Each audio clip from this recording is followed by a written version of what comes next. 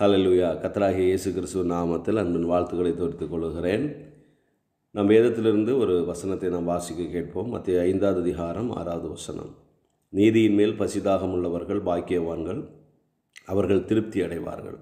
கர்த்தராகிய இயேசு கிறிஸ்துவானவர் தம்மை தேடி வந்த அவருடைய சீசர்களுக்கு சொல்லப்பட்ட ஒரு வசனம். நீதியின் மேல் பசிதாகம் உள்ளவர்கள் பாக்கியவான்கள், அவர்கள் திருப்தி அடைவார்கள். இந்த வசனத்தில் நீதி என்றால் என்ன என்று பார்க்கும்போது சங்கீதம் 19:9 கர்த்தருடைய நியாயங்கள் உண்மையும் அவைகள் அனைத்தும் நீதியுமாக இருக்கிறது. கர்த்தருடைய வார்த்தைகள், கர்த்தருடைய வசனங்கள் அவைகள் உண்மை, சத்தியம் நிறைந்ததாகவும் அவைகள் அனைத்தும் நீதி நிறைந்ததாக காணப்படுகிறது. இந்த நீதியின் மேல் நாம் பசிதாகமாக இருக்க வேண்டும். இந்த பசிதாகத்தை குறித்து நாம் பார்க்கும்போது சங்கீதம் 63:1 தேவனே, நீர் என்னுடைய தேவன், அதிகாலமே உம்மை தேடுகிறேன். வறண்டதும் விடாய்த்ததும் தண்ணீரற்றதுமான நிலத்திலே என் ஆத்துமாவும் மேல் தாகமாக இருக்கிறது. இந்த நீதியின் மேலே வறண்ட நேரங்களில், விடாய்த்த நேரங்களில், தண்ணீரற்றதுமான நிலத்திலே நம்முடைய ஆத்துமா தேவன் மேல் நாம் தாகமாக இருக்க வேண்டும்.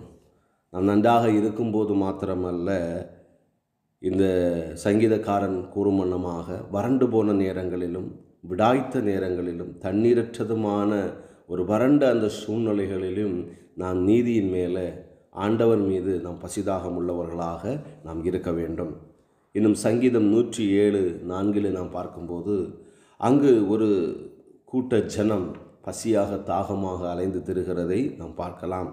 107:4 அவர்கள் தாபரிக்கும் ஊரை காணாமல் வனாந்தரத்திலே அவாந்தர வழியாய் பசியாகவும் தாகமாகவும் அலைந்து திரிந்த ஆத்துமா தோய்ந்ததாகவும் அலைந்து திரிந்தார்கள். தங்கள் ஆபத்திலே கர்த்தரை நோக்கி கூப்பிட்டார்கள். அவர்கள் இக்கட்டுகளிலிருந்து அவர்களை விடுவித்தார். தாபரிக்கும் ஊருக்கு போய் சேர அவர்களை செவ்வையான வழியிலே நடத்தினார். தவனமுள்ள ஆத்துமாவை கர்த்தர் திருப்தியாக்கி பசியுள்ள ஆத்துமாவை நன்மையினால் நிரப்புகிறார் என்று அவருடைய கிருபையின் நிமித்தமும் மனுபுத்திரருக்கு அவர் செய்கிற அதிசயங்கள் நிமித்தம் அவரை துதிப்பார்களாக. இந்த வேத வாக்கியத்திலே நாம் பார்க்கும்போது ஒரு கூட்ட ஜனம் அவர்கள் தாபரிக்கும் ஊரை காணாமல் வனாந்தரத்திலே அவர்கள் அலைந்து திரிந்தார்கள். பசியாக தாகமாக ஆத்துமாய் தோய்ந்ததாக அலைந்து திரிந்தார்கள். அந்த நேரத்திலே அந்த நீதியாகி அந்த தேவனை நோக்கி கூப்பிட்ட பொழுது அவருடைய வாழ்க்கையை தேவன் தவனமுள்ள ஆத்துமாவை கர்த்தர் திருப்தியாக்கி அந்த போகும் பாதைகளை ஆண்டவர் அவர்களுக்கு காண்பித்தார் என்று நாம் பார்க்கிறோம்.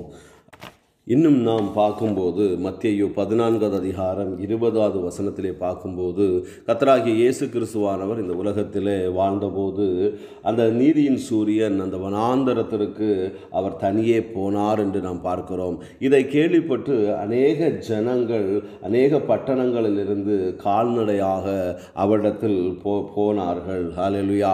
அங்கு போன பொழுது அந்த திரளான ஜனங்களை கண்டு அவர்கள் மேல் மனதுருகி அவர்கள் வியாதியஸ்தவர்கள் இருந்தவர்களை ஆண்டவர் சுஸ்தமாக்கினார். அந்த ஒரு வனாந்தரமான இடத்திலே அவர்களுக்கு சாப்பிடுவதற்கு போஜனம் இல்லாதிருக்கிற ஒரு சூழலாக காணப்பட்டது. ஆனால் அந்த இடத்திலே தேவன் அந்த வனாந்தரத்திலே தம்மை தேடி வந்த அந்த பிள்ளைகளுக்கு தேவன் ஆகாரம் கொடுத்து திருப்தியாக்கினார் என்று நாம் வேதத்திலே நாம் பார்க்கிறோம்.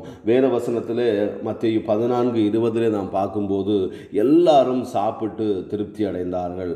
மீதியான துணிக்கைகளை 12 கூடை நிறைய எடுத்தார்கள் என்று பார்க்கிறோம்.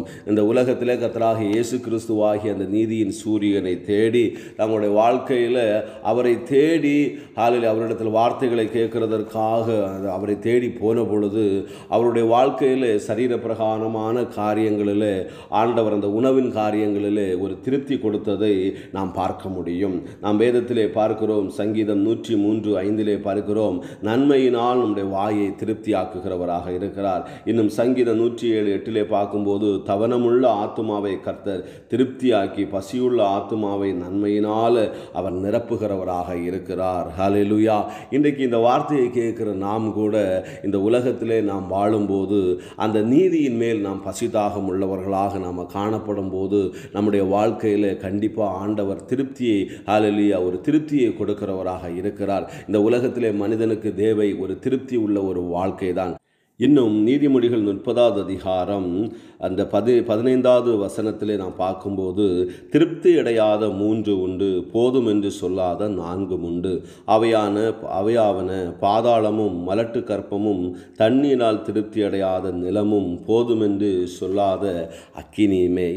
இந்த இவைகள் எப்போதுமே திருப்தி அடையாமல் காணப்படுகிற இந்த பூமியில் காணப்படுகிறவைகளாக காணப்படுகிறது. ஹல்லேலூயா.